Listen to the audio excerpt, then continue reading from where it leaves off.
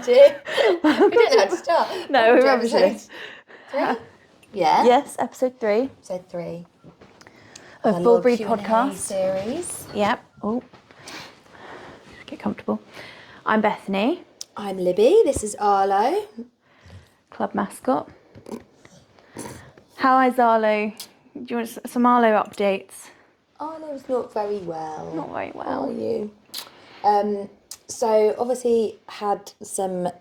You don't know on my mic. Had some suspected pain, discomfort. For a while in Arlo's. Obviously, like some behavioural markers for that, but a lot of it was just to do with his gait, so the way that he carried himself when he was walking.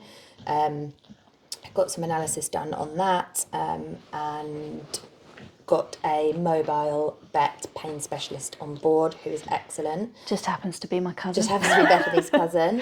She is wonderful. She is really, I'm not really biased. good. So she's been coming out to see us since June.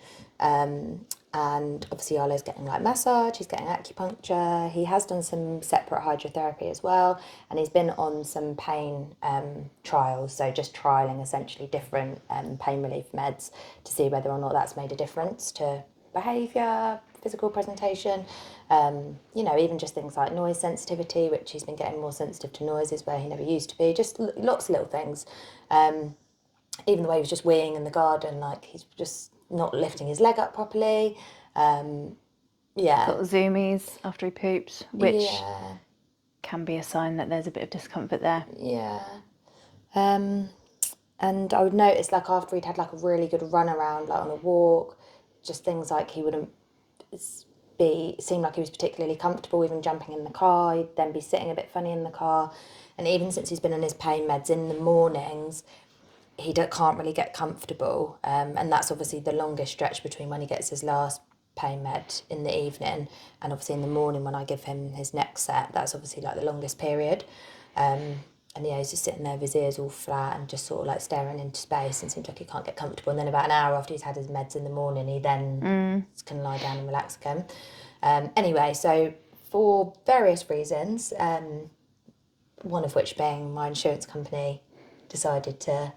It's quite interesting, actually. I'll say. So, my insurance company essentially declined to pay out for Arlo's claims this year, which totalled about more than £2,000. And he was due to have a CT scan. So this was about 3 months ago. And that was mostly just for complementary therapies, and investigative work, wasn't it? Yeah. So yeah, there was no like surgeries or scans. Nope. Was there imaging? There was just one set of X-rays, which didn't pick up anything. And then the rest was like pain meds, hydro, acupuncture, and obviously like vet visits and stuff like that. But yeah, so it came to just over £2,000, I think. And the night before Arlo was due to go for a CT scan, which I'm sure you can guess how much that costs, my insurance company decided that they were going to decline all my claims to date, and put an exclusion on Arlo's file, basically claiming that there was a pre-existing condition from before I took out the policy, which it wasn't. So I cancelled. I think his chews down the back of the bloody sofa. You're a pain in the arse, you are. I'll help you. You lost your chew. Yeah. There you go. It's like a bulldozer. Anyway, so the CT scan that was due to have the following day, I obviously cancelled that because I certainly didn't have the £2-something grand to pay the bills today. And the vets had done pre-authorisation to see... Yeah, the specialist that was due to do the CT scan had done a pre-authorisation check because they obviously make sure for their own benefit that the insurer is likely to pay out. So they review all of his records. Yeah, nothing like awry there. There's no reason why your insurance company wouldn't pay. So they were happy to go ahead and do a direct claim with my insurer. Obviously, I was like, shit, like, I won't be able to afford this CT scan tomorrow, like £2,000 on top of this £2,000 of bills I've now been lumbered with. So I put in a complaint, took them 8 weeks to investigate it, and they actually upheld my complaint, which basically means that they found in my favour, and they paid me all the claims to date, removed the exclusion from his file, which was complete bullshit. Well, Harriet wrote a letter for you, didn't she? Yeah, I got a statement from a physio and from Harriet, who's the mobile pain specialist that comes out to see Arlo, basically saying how... Arlo, wait, none of your business. Thank you. You're Saying how ridiculous the exclusion was. It was, then they'd never seen anything like it. Because it was to do with myofascial spasms, wasn't it? Yeah, it was to do with a note that was on his file from when he was like maybe about, I don't know, 5-6 months old, where I said when I stroked him sometimes he had a little twitch, and the vet had obviously just written that. And this is obviously now like over 2 years later linked to an abnormal gait. So And he does have allergies, which is what the physio said she thought the twitches were. the twitches were, yeah. So yeah, I had to go back to this physio that I'd used like 2 years ago, who gave him a once over and found absolutely nothing wrong with him, said he was a healthy like young dog. The vet obviously didn't see a cause for concern, and obviously my current vet now, was just like, yeah, it's ridiculous. So anyway, You won. I Against the won. big guys. David v Goliath. So yeah, if that ever happens to you, I suppose I just wanted to say about that, just in case, you know, you think, oh, maybe there's no point in complaining. Obviously it paid off for me, because not only did I get reimbursed for the £2,000 worth of bills to date, it means Arlo can actually now go for this CT scan, which he definitely needs, because when Harriet came out the other day, yesterday, to see him, he has deteriorated in the last few months. So whilst his pain is probably a little bit better under control because of the different combination of meds that he's on, physically he is, unfortunately, he's no better, and if anything, he's worse.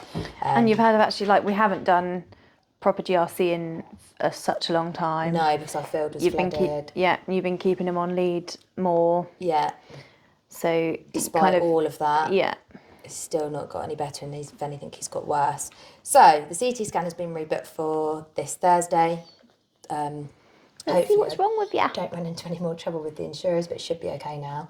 And that was the main thing I was worried about, really. It wasn't even so much about the money to pay the bills today. Like, I'll sell my house if I have to. Like, it was more about feeling like then I'd be stuck in terms of further progressing, like finding out what was wrong with him. Because obviously you can't then just swap to another insurer, because then it is a pre-existing condition. So I was between a rock and a hard place.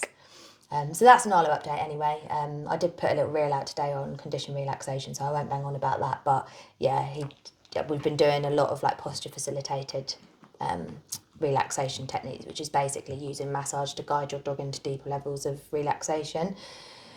God, that's been a slog. Like, it is the least fun training I think I've ever done. I'm not going to lie. I think Arlo agrees. Arlo agrees, yeah. Don't you? We're on the same page there, aren't we, hun? I don't want to relax. But yeah, he was so good yesterday, really chilled, was lying on his side while Harriet examined him, gave him a massage and everything. So yeah, that's an Arlo update for you. George had acupuncture yesterday as well. Yeah, Harriet comes and does the rounds for us, doesn't she? She does the rounds. She sees a few of our clients as well, so because yeah, she's just absolutely brilliant at gait analysis and recognising pain, and just and understands behaviour and bull breeds. She's so good with bull breeds. She's just so good with dogs. Like, she's so gentle, and I think she just like really calms and understands them. So it's really nice when you've got dogs that need a little bit extra understanding, particularly with like formal handling. It's really nice having a vet that just totally gets them and doesn't take it personally or doesn't get frightened. Like, judges asked her to stop once during acupuncture, and she's not like been worried by him. She's just like, oh, I'm sorry. Like, was that too much? Okay, we'll take it slow. Like, yeah, she's so good. Judge was, because it's been worked it out. It's been a fair few months now. I think it was like July last saw her, and he was very friendly with her from the get-go. Judge is he's all right with people, just doesn't like to be touched before he knows somebody. Yeah, takes him, and I think he's on pain meds as well. Our broken boys. But I think judges, because both physio and Harriet have kind of picked up, it's like his iliopsoas region, and which is normally something that can be strange with like agility dogs, like lots of jumping. But I think Judge probably, when he was in kennels, did a lot of wall bouncing. So I think he's probably strained it, because it doesn't seem like it's hips. Obviously, being an exempt dog and being a pit bull, so exempt XL bullies can have some insurance companies will accept them, but pit bulls, no, they're uninsurable. Uninsurable health-wise, yeah. Yeah, so I have to kind of do workarounds, trying to work, like, just make sure he's physically comfortable. I won't necessarily have the money right now to get a diagnosis. Oh yeah, I mean it could run into thousands, couldn't it? Doing all the imaging Yeah, and investigations, exactly. It's just not. And then whether it would be, I don't think it would even be something necessarily surgical. That's my gut feeling is that it's kind of repetitive strain injury basically that. Yeah. But we do physio, and he's massively improved. So Yeah. he's on pain relief, but I think that's just. I am a slight hypochondriac, but he definitely does have like a bit of a sway in his gait and stuff. So he's got some issues, but yeah, he was good. He's a good boy. Had some needles almost pretty much straight away when she was with him, and he was accepting touch from her and stuff before the needles. So I was very proud. I've managed to get a bit of duration in my touch cue. Well, is he still spinning?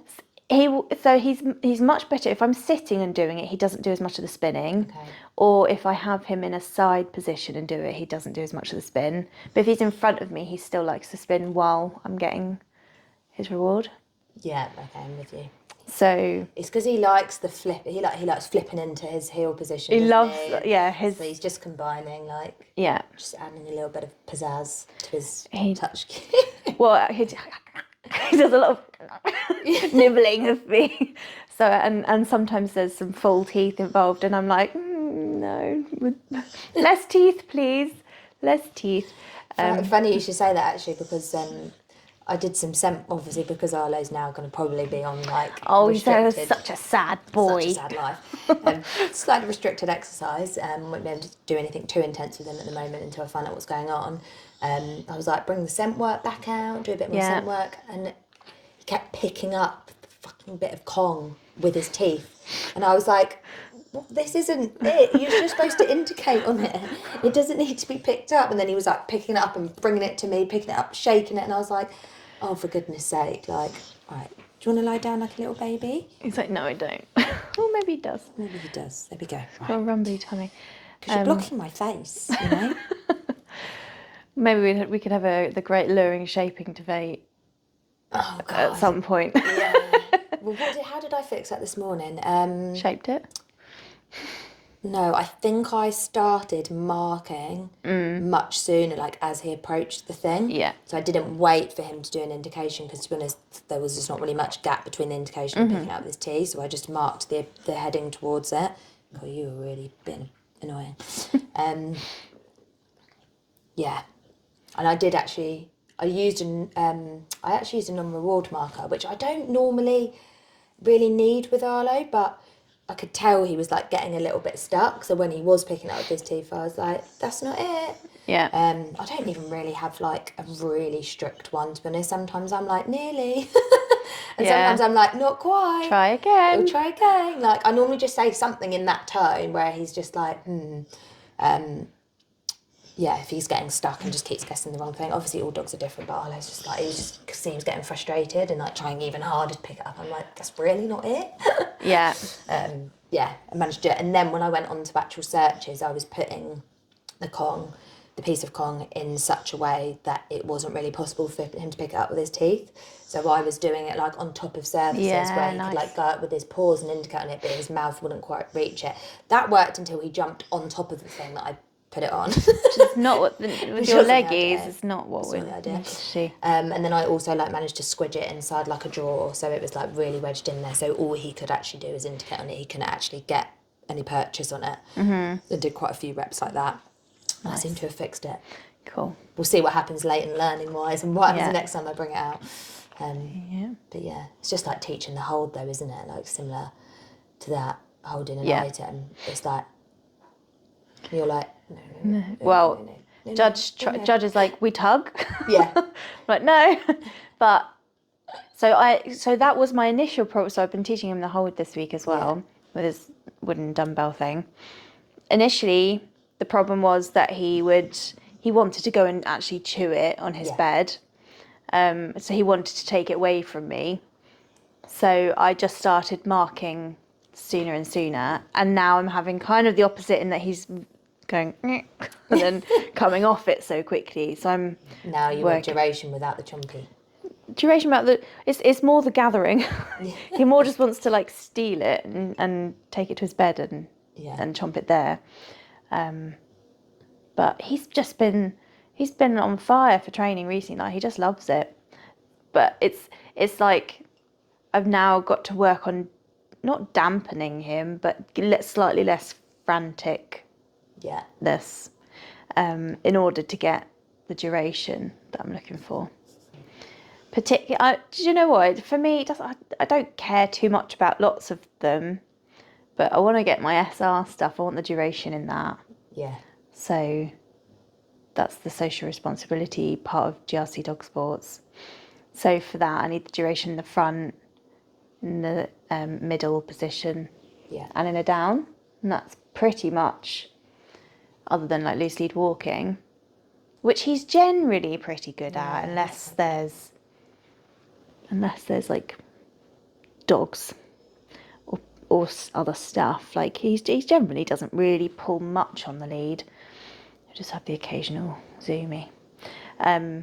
But yeah, he's just like, he just really likes the food.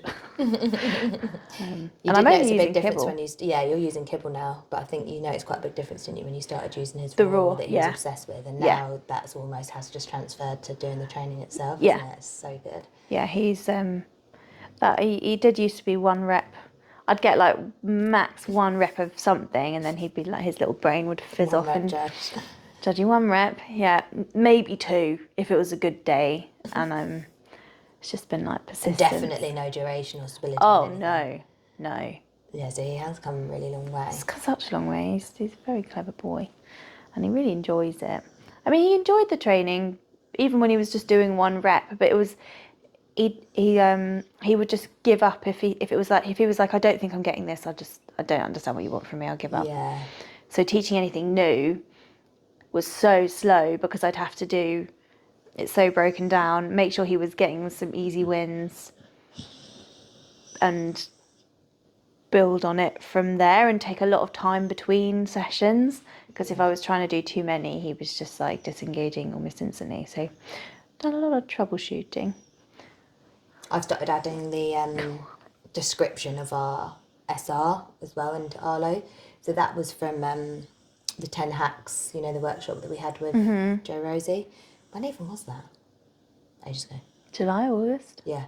No, it was before. No, before June? that, May, June. I don't know. Now I'm like, why is that even relevant? Anyway, we did a workshop, in-person workshop for 2 days. Joe Rosie, she went through her 10 hacks. And one of them, I don't want to mis-explain it, but one of them is basically about telling the dog the activity that you're going to do before you do it, particularly if it's like a sequence. So, for example, with her dogs, for the sport that Joe Rosie does, they do a retrieve. So, and there's obviously lots of different components to a retrieve. So she'll tell her dog before retrieve, like, we're going to do a retrieve now, before she actually gives some explicit instructions. So I've started doing that with Arlo so he can recognise the pattern of the SR test. So I'm just literally saying before we start social responsibility, and then I'm going through and doing obviously the really predictable sequence. I don't know whether it will make any difference, but obviously you're not allowed food and toys like in the like training field, and obviously I want to get to a point where I'm fading that out in our training as well. And I have also used another one of the hacks actually for that, which is like almost like the surprise, like jackpot reward. So he doesn't know something's there. So I'm asking him for like the behaviours, and then I might have like food hidden somewhere, like, but a lot of food. And at the end, obviously, I'll give him his marker to say, yeah, like, good job, and then take him to the food that he didn't even know was there. So I guess it's just that creating hope, isn't it, in the dog, that the reinforcement is always available, even if you can't see it. Yes, that's right. And that's it, really, for our doggies, I think. Is it? I think so. I struggled to remember what I did yesterday. Yeah. Client dog-wise, had some cool dogs this week. Went back to see Jet, the little Staffy, I say puppy, she's over 1 now, but she is in a new home. She's only been, I think for our first session a few weeks ago, she'd only been with them like 3 or 4 weeks. So now she's been with them about 6 weeks, but she was found straying, she was rescued, she was rehomed, and then sadly one of her new owners got like I think a terminal illness diagnosis. She was returned back to the rescue within like a week or two, and now she's with her new family. Really sweet dog, but like pretty much no interest in food whatsoever. Really loves other dogs.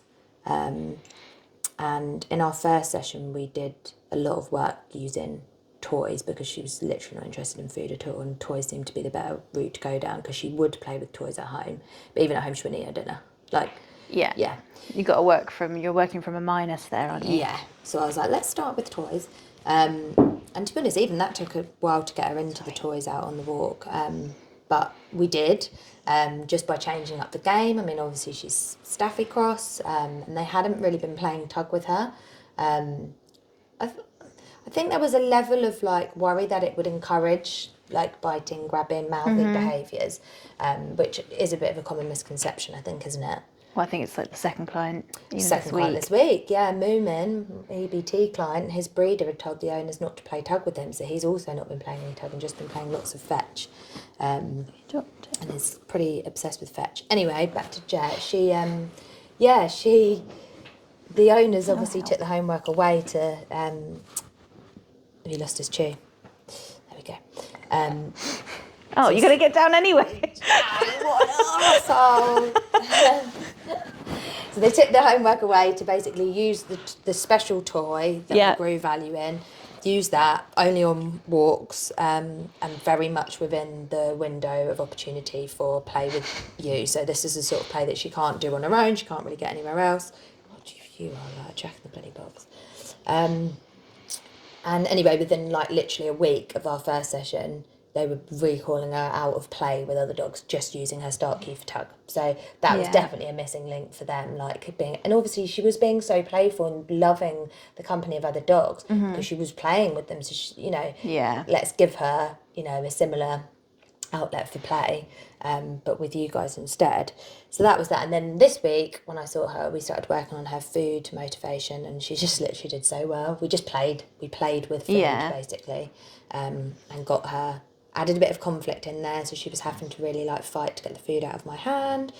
She wasn't into catching treats in the air. That's one I believe that bull breeds often like, isn't it? But it might just be that as her confidence grows, in terms of like taking food, that we can obviously start that. And she loved running after the food as it was thrown. And to be honest, once we'd done that for a little bit, then she was just into the food, even given in a boring way. So it just unlocked something in her, I guess. And she did really, really well. And then had Moomin, EBT, interesting case, put a post up about... Actually, both of these dogs have had a post. I've obviously been good on social media this week. You have, you've done well. Really interesting case, yeah. Just really, almost just like chronically over-aroused, and quite difficult to tell really what the valence actually is. Like, it doesn't seem necessarily that there's a huge amount of emotion behind his big displays, if that makes sense, other than frustration. But yeah, so extreme like meltdowns basically around doors. So that could be like the back door to the garden, which he's quite fixated on because they've got a really nice big garden. They've previously had like wildlife and stuff coming into the garden, but it's not limited to that. They could be anywhere. They could be in a pub, and he's really fixated on the door and will sort of kick off basically with any activity around the door. Thank you. Where they live in a beautiful like ground floor like apartment. So they've got a nice garden, but to actually get out through the front of their apartment, there is actually quite a lot of doors. So it's like every door starting from the front door, he's just like, and he's like jumping up, he's like caught himself on door handles and stuff before. It really is quite extreme. And what's he doing once he's through them? Then you have to go through a gate in their building. But once he's like through a door... Well, who goes to the next one. So I think that hasn't helped as their living environment, where there's so many doors, one after the other, and then there's the gate out of the premises. And then often he calms down a little bit, but usually only if he's got something to hold in his mouth. Yeah. Otherwise, on some walks, he's at the end of the lead just barking seemingly at nothing. Sometimes he reacts to cars, sometimes he doesn't react to cars at all. And then on the way back home, going back through the doors into the apartment, he's exactly the same. Thank you. So it's just not excitement, you know, as such. Yeah, but we actually made quite a lot of progress just by teaching him some pattern games. I think he definitely is a dog that needs like patterns. And obviously the current patterns that he's using are not particularly like functional for the owner to like want to walk him for a start, let alone be able to manage walking him. Plus, you know, he's obviously he's in a collar at the moment, and he's really like, his eyes are going all red and bloodshot. So probably need to think about maybe some equipment changes while we're working on stuff. But anyway, so I want to teach him some other patterns that are predictable for him that we can fall back on, whilst we're working on loads of lifestyle stuff, to be honest. I mean, even just sleeping at home, so he literally did not sleep at all.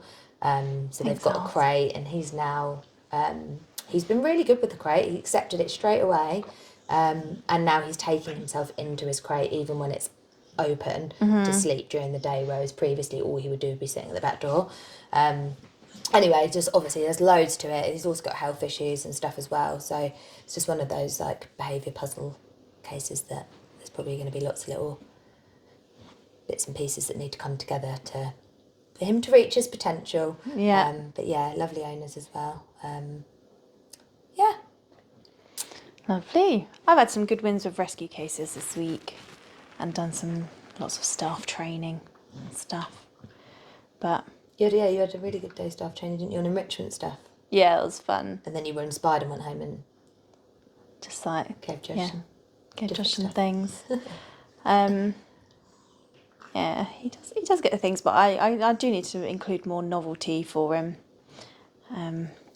It's tricky, isn't it, with enrichment, like not falling back on the same things. Yeah, so novelty is key, and did a really good dog to dog session with a German Shepherd that I just absolutely love doing dog to dog work. It's my favourite. I get really bossy during it. I recognise, like, because I can. Did someone tell you this week, or you just? No, I'm self-aware, but it's almost like when I'm doing dog to dog stuff, like when I'm in it, I can see, like, it's almost like the physics and the maths of it. Like, okay, if you approach me from that direction and I'm facing this way, like I can just see when you're doing controlled setups, like the different steps. I can just like physically see. It's almost like, you know, the chalkboard, all the different arrows and and equations on it. Like, that's what's going on in my head when I'm doing dog to dog stuff, because I can just see the different results that we would get from even like which direction the dogs go, like how much distance, how much to come forward, like all of that stuff. I love it. It's definitely where I'm in my element. And I've got a dog to dog case this week in Manchester, because I'm there anyway. Yeah. So I'm travelling up for a team meeting. So and they're struggling to walk this dog all together. Yeah, struggling. I think there's some like health issues, or just like some physical issues that mean holding on to a very strong dog is difficult. It's a strong bull breed, I think, American Bulldog cross. Yeah. And yeah, I've been told it's kind of last chance saloon. Yeah. So no pressure, but I'm sure we'll smash it, because we will, because I love it. You will. Yeah, it'll be it's fine. Good that the stars have aligned, and that actually, because you're in Manchester, I know, it's mad. That happens, doesn't it? Sometimes, and you're like, no, not normally. We wouldn't be there, but yeah. I think similar have happened even in like Sheffield and stuff, isn't it? Definitely. We travel, we cover some distance for our bully breeds. Right, should we answer some questions? Some questions. I have the questions open next to me. Okay, so we've got like quite a few GRC questions. Like they're kind of all related, and I just feel like if you answer one, you're going to end up going into a tangent about all of them. But I'll read them all out. Fair. So basically, why did you get into GRC? Are there dogs that it's unsuitable for? How do you know if your dog enjoys GRC activities? Mm-hmm. And then, how do I get into GRC? So let's start with, why did you get into GRC? I think I might have covered this previously, but we'll go for it again. GRC for me was like the missing link in all of my training. Like, I can't imagine, like, I don't know how I did as well as I did without the knowledge that GRC and JJack in general has brought to my training. Like, it just brings a whole nother level, particularly for bull breeds. And I think that's the thing, because I specialise in bull breeds. I think Joe Rosie might have introduced me to JJack actually, and I sent him a message and we started chatting, and then I saw that there was like a workshop on, and I listened to all his podcasts and was just like, wow, that it makes so much sense.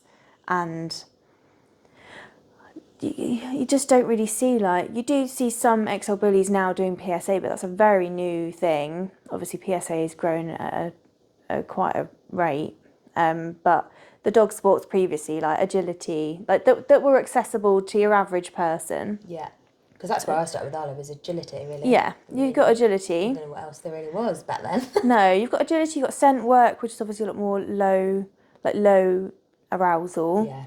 Yeah. Which definitely has its place, but it's not doesn't make my heart sing. Yeah. Although I haven't done it enough. That's something I'd like to improve on, because I think it's really helpful for lots of dogs. But yeah, there was agility, there was things like Mondio Ring, And PSA, some of them can't even have IGP. off breeds in it, can you? No. It's got to be specific. I don't know. You've got to have like pedigree Yeah. Mallees. So because I wasn't seeing pedigree Mallees, I was seeing bull breeds, lots of crosses, and I have bull breeds. I think I was just like looking for. I don't think I even really realised I was looking for something, because I didn't think it existed. And then when I found out about GRC, I was like, wow, this is the missing link. And then the more I got to know about it, the more accessible it feels. It's such a small sport in the UK. Like, we all currently know each other enough to like have a WhatsApp group. Like, Yeah, we had a Zoom, didn't we, the other day? Yeah, so like GRC people, like we know each other. It's through like the workshop that Jay did in Surrey. So I went to that, and I've built some really good friends from GRC, and we met Linnea. That's where I first met Linnea. Yeah, but we went up Who's in just- Scotland, didn't we, in August to do Yeah. her GRC workshop. Yeah, but I met her at the workshop. I was sitting next to her, and I think she's just like, when I grow up, I want to be Linnea. I just love her. So yeah, met some really cool people. I found the sport so accessible. I didn't at that time have a dog that I could do it with. Like, my dogs are all older, and I mean, one of them's a one-eyed Chihuahua. She's not keen. She just wants cuddles. Not that older dogs can't do it, but I mean, your dogs are really old. My dogs are really old. So they're not older, like, 7, 8. They're No. like 14. Are they 14? Bonnie's 15, nearly 16. Yeah, a bit much. Bless her. Yeah, she's not a well girl. This is really slow. Don't worry, Crating you mate. next week. You Going carry in the on. crate. You carry on. You carry on, do you think? But yes, and then I just fell in love with all of it. Wanted to set up a club. I always go about things in such a weird way. No, do you? Yeah, I do. Like, definitely a perfectionist by nature, to the point where I'm like, I want to have all of the equipment. I want to have all of my logos. I'll have a website. I'll do all of that back end stuff before I then start it up. And yeah, obviously it's been a slow old process, getting stuff actually set up, just because you need a decent space to be able to do the drive sports, and you do need committed people as well. Like, when it's a sport, and we want to attract people that are committed to that training and want to progress to the point where, like, ideally we want to have like competitions. Yeah. So we want people that are going to come and like represent our club, and Yeah, and we want that community yeah. element to it as well, don't absolutely, yeah. So you don't want people just kind of turning up every now and then. You want it to be a club, like, Yeah. that is what it is, club practice. So that is, that was where I got started. And then obviously met you, introduced you to concepts. I also think it's like the most versatile.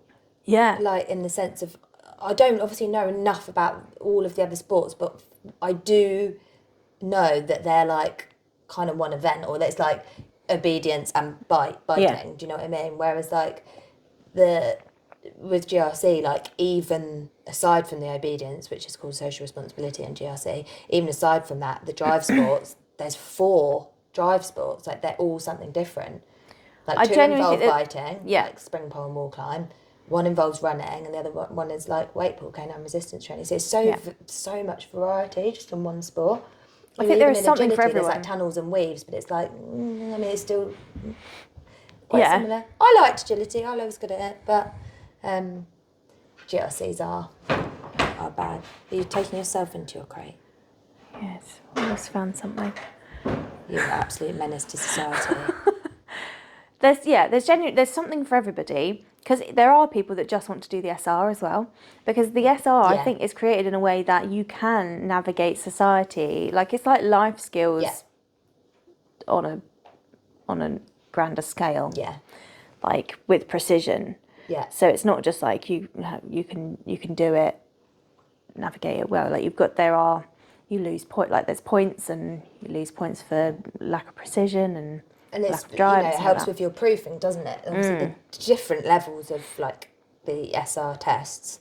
There's 3 levels. More than 1 level, but obviously there's always increasing distractions with those, and obviously the idea is that if your dog can pass that test with these distractions, which you don't necessarily know what they're going to be, then they should be able to resist temptation of other distractions in real life, let's say. So exactly. So within the SR there is loose lead walking, greeting people, liberty, which is just where your dog has 2 minutes where they have to make good choices, without being under instruction. And then there is front, middle, down, with distractions, including going over, the person leaves their dog in a down to go over and greet another dog. So like it involves dogs, people, there's greeting, food. It's not strictly food for food, or like it is in some of the other sports, but it's like if your dog's in a down and one of the distractions is someone coming over with an open pizza box with a 10-inch like pepperoni pizza and puts it in front of your dog. God, mate, Judge will be all over that. They can't break that down to get it, but you obviously don't. Not saying that's always the distraction. No, they're all different, aren't they? But but probably a good point to mention that we are starting our social responsibility classes in January. Nice segue there. You're a podcaster now. No, oh God. You are, it's official.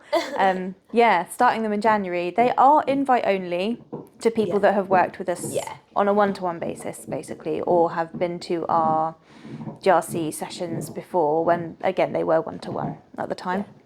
So, obviously we spoke about our lack of land, and that all fell through. But to do the actual sports.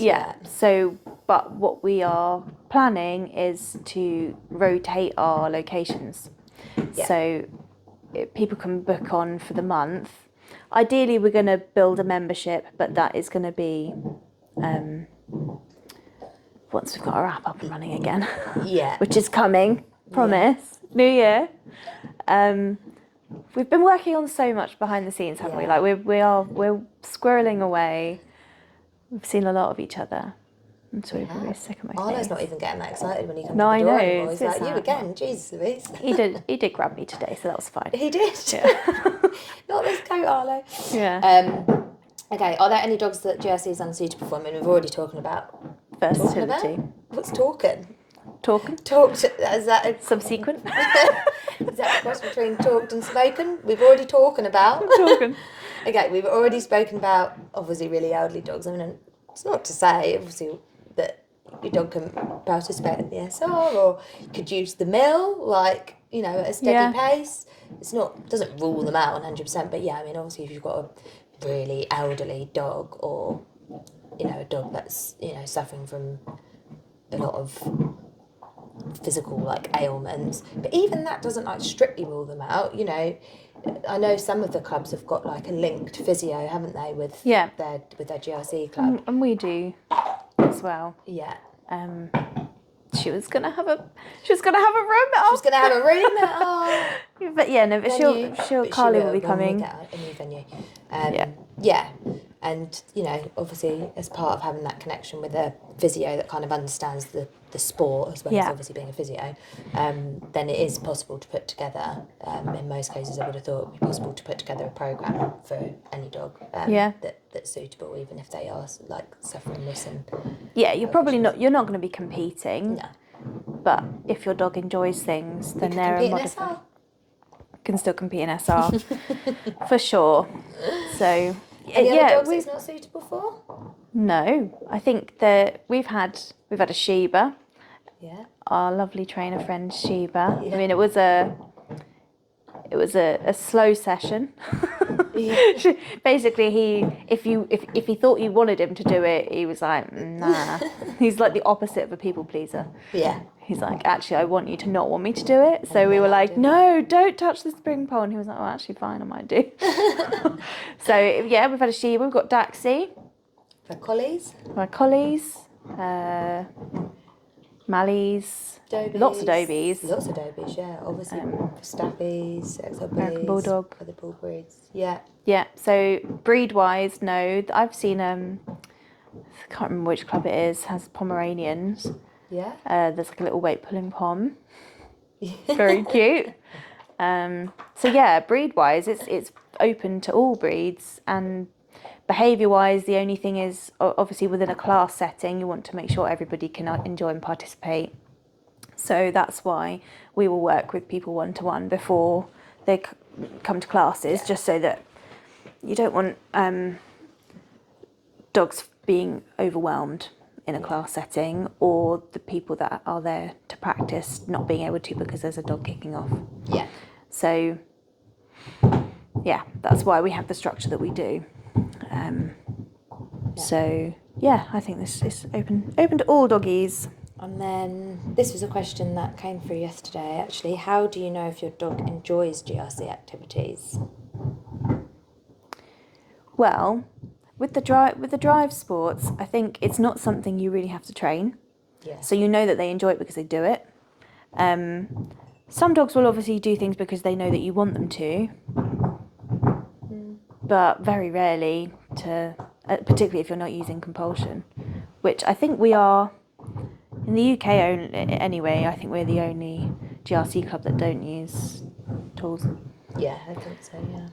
But kind of that aside, they do it because they love it, and you can tell that they're enjoying it because they're doing it. Yeah, I think it's also about their behaviour afterwards, isn't it?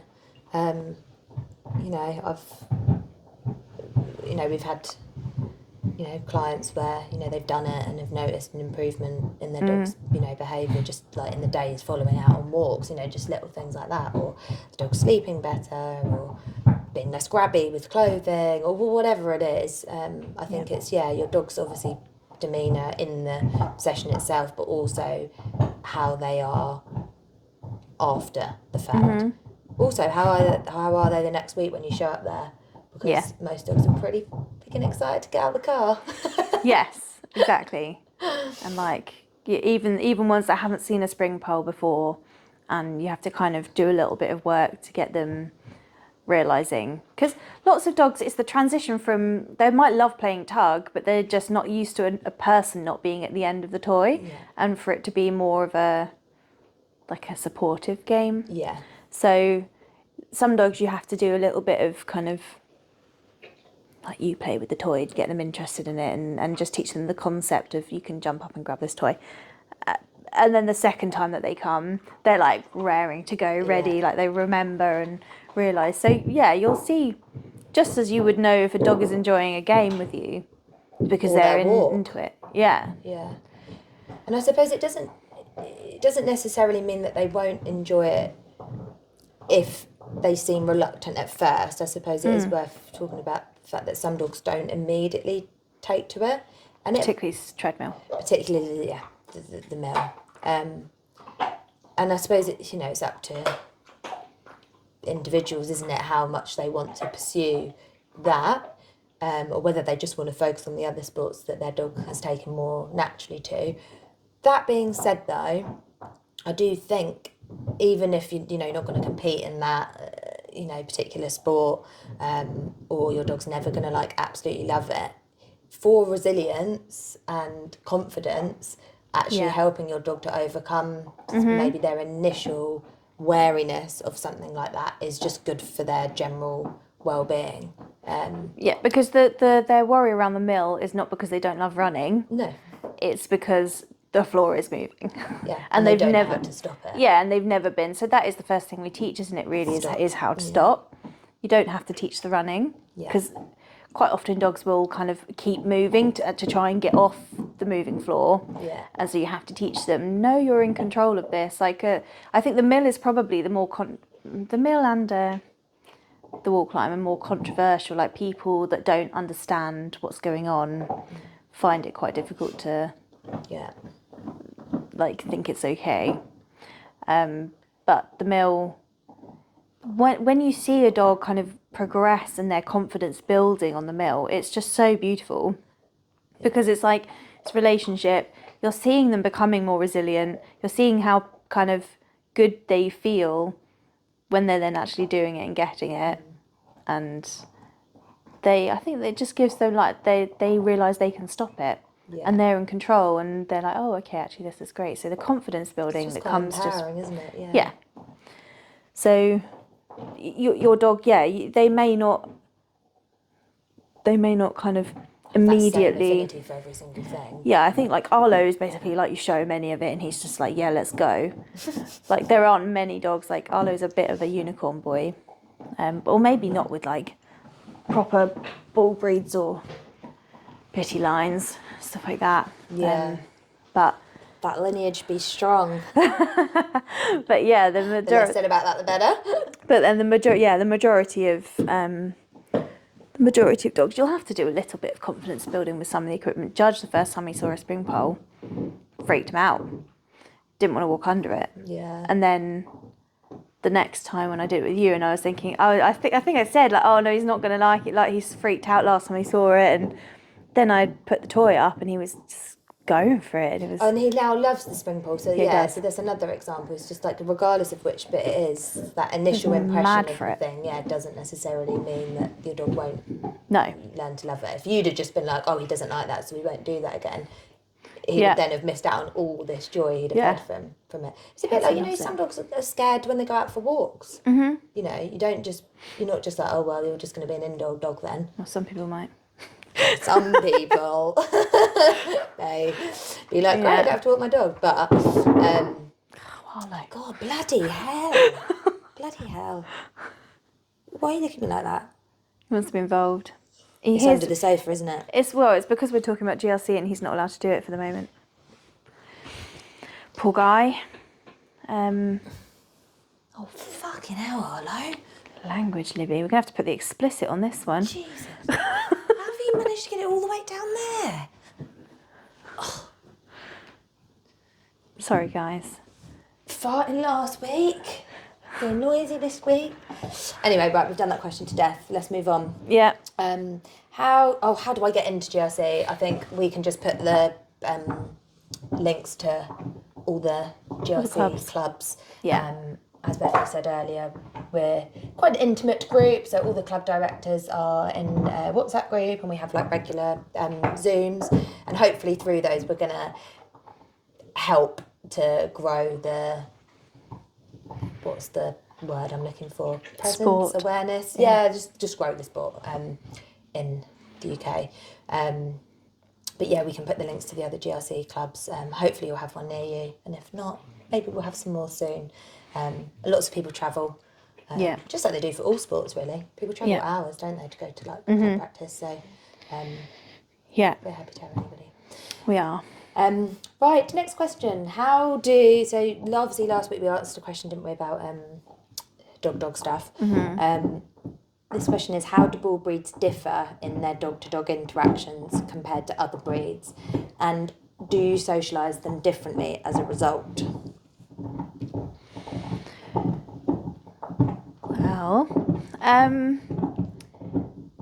Yes, we do socialise them differently as a result. Is the short yeah, answer to that question. I think there's more. Oh no, that was really loud. There's more variation between individuals than there is between breeds. So we do kind of, even though we specialise in bull breeds and our approach might be slightly different, we do take each dog as an individual. That's just like a caveat. Because if we're talking about bull breeds in general, we're going to be making some generalisations, but we do take every dog as an individual. I guess so. Socialising them differently, that's probably more like the puppyhood side of things. But if I'm looking at puppies, I want to grow and train and teach a puppy to navigate life in the way that I'd like them to as an adult. Yeah. So my approach might be slightly different with bull breeds, but to be honest, I do focus in a fairly similar way for all puppies, in that I want them to be generally neutral towards other dogs and people.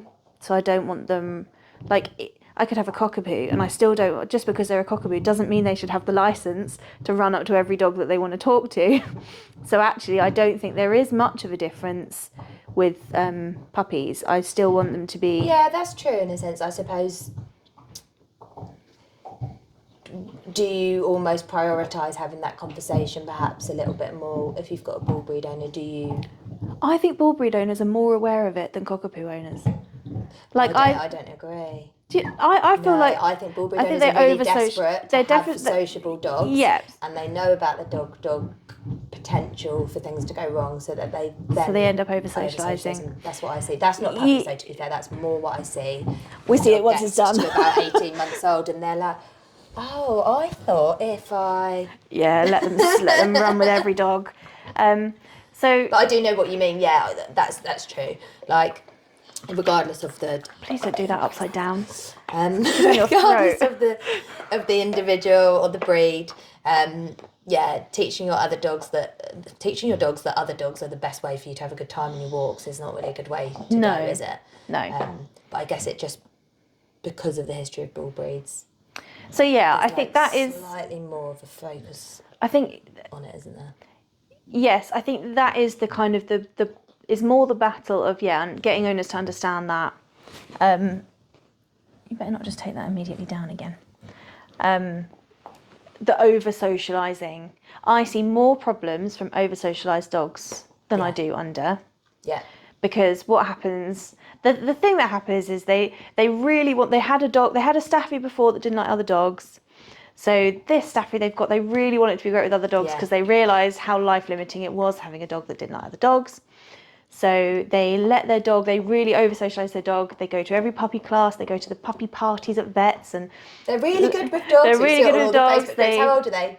4 weeks, 4 months old. Because they're little babies and they look so cute, and everybody loves little puppies, no matter the breed. So they don't mind that this little puppy is rushing up to their dogs and playing with them.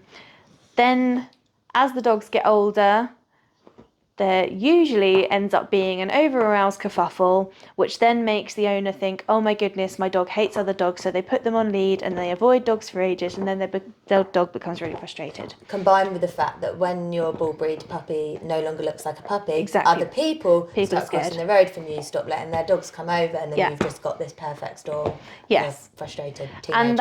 And that frustration is unmet expectations. Then kind of frustration is closely linked, like within the brain, to like the rage system. Like if you imagine yourself sitting in traffic feeling really frustrated, then as you get going someone cuts you up, you're much more likely to like have a bit of a road rage because you're frustrated. So if your dog is feeling that way, when they then actually get to the other dog, they're often not very nice. Like it can often be like, just stay still, and they want to grab the other dog to get them to stay still, and then that obviously doesn't look very nice. Or they start vocalising the closer they get because they're just desperate to get to the other dog, and that just kind of tips over into something not particularly nice in terms of the valence, like the emotion behind the behaviour. Yeah. So that is a pattern that we see quite often. the frustration for the dogs, because they used to be able to, when they were a puppy and they looked very cute, people didn't mind them playing. Yeah. And then after there's that kerfuffle, people just go, well, it's a bull breed, they're going to end up locking on to a dog and all of that. Lockjaw. Got your little lockjaws. So yeah, that is a pattern we see quite often. So yes, with puppies, I'd be explaining that kind of the potential. It's really hard when someone's got this gorgeous little puppy that they really want to. It looks cute when they play with other dogs. Other dogs are playing with it nicely. They want She it to. loves other dogs. She loves other dogs. Yeah. And trying to almost, obviously no one can predict the future, but open up. It's driving me mad. You almost got to open up their perspective to what that future situation can end up looking like if you don't be a bit more cautious about how you let your dog mix now, even when they are really, really super cute. But having friends or family dogs, what totally I look different. for is, we want dogs to have relationships. You don't want your dog to be this manic extrovert that goes around trying to make friends with every single random dog in the park, because it makes it more difficult for you to get a really decent recall, I think, as well. Like, all of your training, it kind of goes out the window if your dog finds other dogs more valuable, and that is what makes their walks great. You want them to find value in interacting with you, and that's not to say they can't have doggy friends, but you want them to just have a social circle where they get their needs met in that social way, but without it spilling over into every dog is a potential playmate, because then also they might meet dogs that don't want to play with them. And bull breeds, often other dogs don't like them, particularly if they're an entire male going through adolescence, and their play style is quite full on often. Yeah. So it doesn't necessarily lend itself to making them a good dog park dog, let's say. Yeah. And their body language can be quite intimidating to other dogs. They can be quite boisterous in their play. Like, obviously, like I said, this is sweeping generalisations. Yes, you have lots of bull breeds who are wonderful with other dogs and read them really well and are actually really gentle and all of those things and can modify their play nicely. But those aren't the dogs we see. And often, I think it's not really until your dog has reached maturity that you can truly say how they really are with other dogs, because it's just, I suppose, the other pattern that we see is that when, obviously you've spoken about one pattern with sort of like the frustration that ends up sort of boiling over and things start changing and the dog feels much more restricted. The other pattern that we see is that the dogs just naturally become more intolerant, which happens across all breeds of dogs, but does seem to be particularly prevalent in bull breeds. Not necessarily all bull breeds, but when they reach a certain age, and when they reach that age, they can appear as though they have become intolerant virtually overnight. Now, if you'd had a dog that understood how to ignore other dogs and didn't think other dogs were all that important and you were much more important, then when that change happens, it's not necessarily that catastrophic, because they never really, their walks weren't all about other dogs anyway. Am I making sense? Yeah. Yeah. Whereas actually, if you've done all the over-socialisation stuff and then your dog has that, change as they reach maturity and realise that they're not actually that keen on other dogs anymore. Mm-hmm. Other dogs are still super important just through habit. Yeah. And then they don't know actually what else to do around other dogs other than run up to them and say hello, and then all of a sudden they're running up to them to say hi, because I say hi to all dogs, but now I'm not actually sure I really like dogs anymore. Conflict. Yeah. So that's the other pattern that I see quite a lot. So, I wouldn't say it happens overnight. It's like gradual, but quite often you'll get, it's just a problem with other intact males, or she just doesn't like other females, or it's just puppies, or it's just black dogs, it's big dogs. Other than that one time, it wasn't a black dog, it was and actually now it just needs to be all dogs. Yeah, it's a gradual thing. Yeah. That can kind of leak in. But so yeah, with puppies, if we're looking at puppies, generally I want more neutrality. Like, I want them to be able to sniff and move on. And also, I think I would focus more on like training and proofing from a much younger age than I ever have done previously, because I've seen the benefits of that. Yeah. And Yeah, I mean, who knows when I'll ever actually get a puppy, because I just collect rescues. So as much as I would really like a puppy, and I hopefully will find a nice little rescue staffy one day, but the reality is that I often end up with older dogs with Rescues. pre-existing patterns. Although Colours was an angel, Yeah. Chief was an angel, Doris not an angel. Roxy is when she's on her own, and Bonnie used to scale 6-foot fences to try and attack other dogs, and now is 16 nearly, so doesn't have the physical ability anymore. no, to be fair, she mellowed a bit with age. She did mellow with age, and we did, to be fair, she's one dog that avoidance actually really worked quite well for.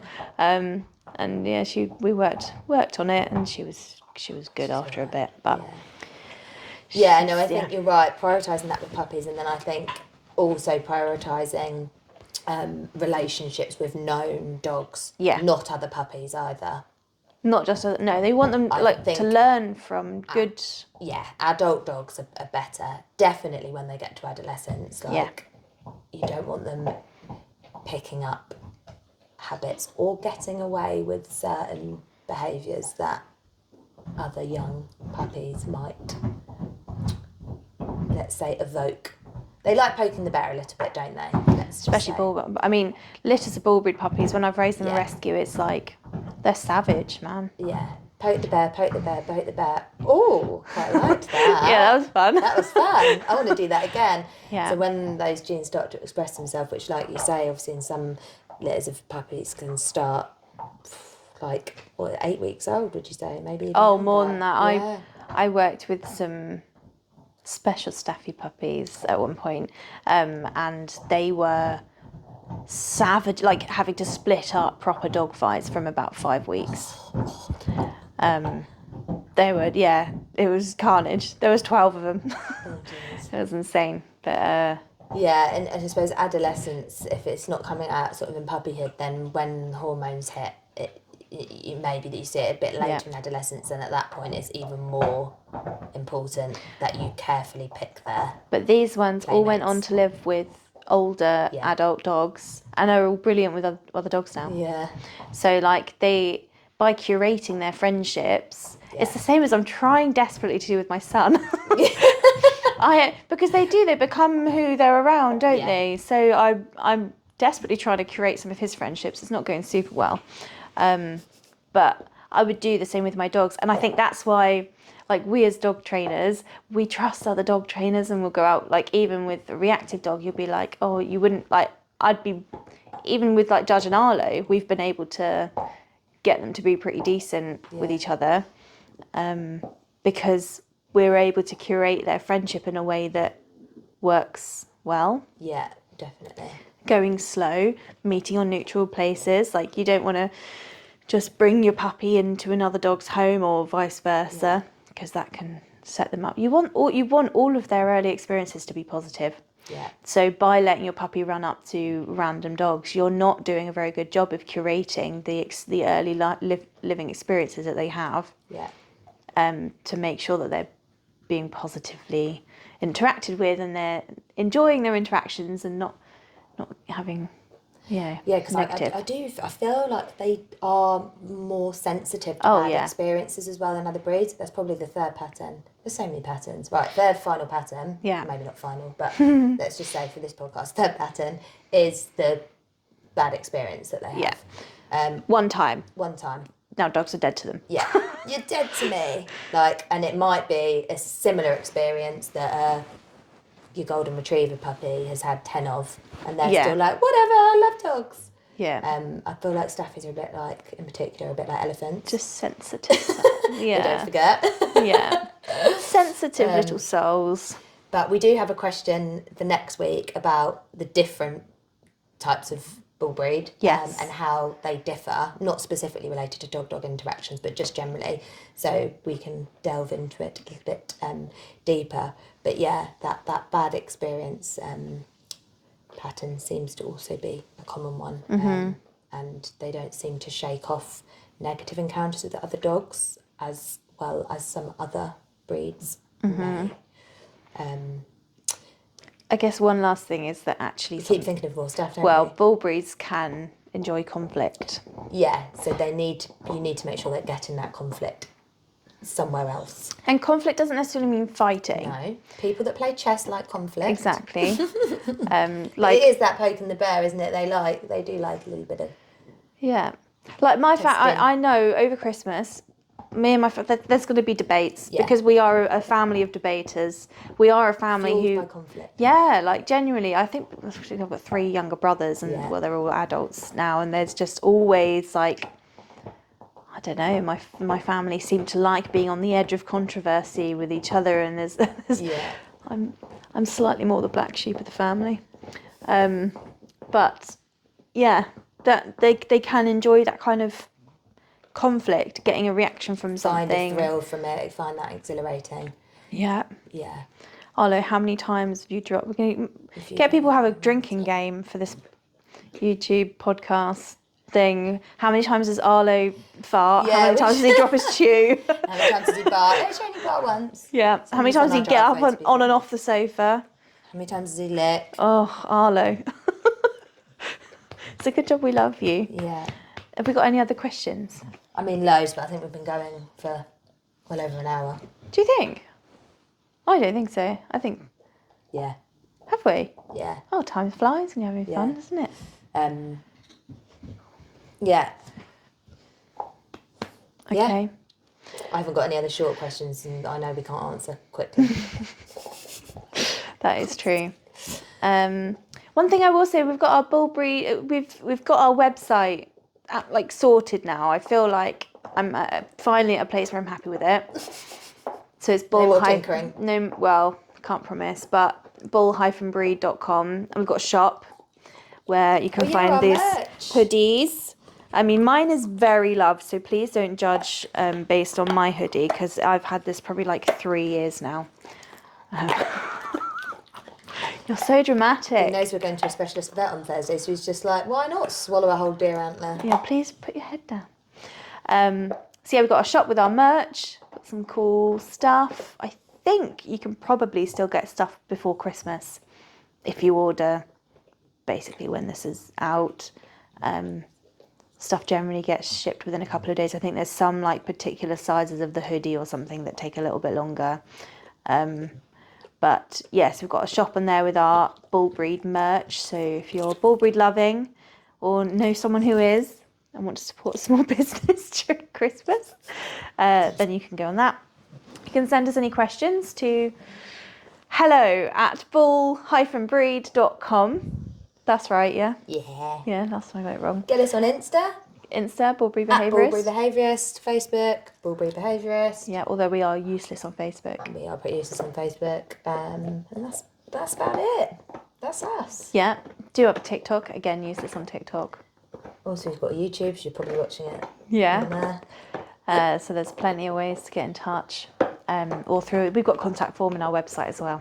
So you can send us voice notes, questions. Oh yeah, someone send us a voice note question. Yeah, we want a voice note question. Yeah, We'll play it, yeah.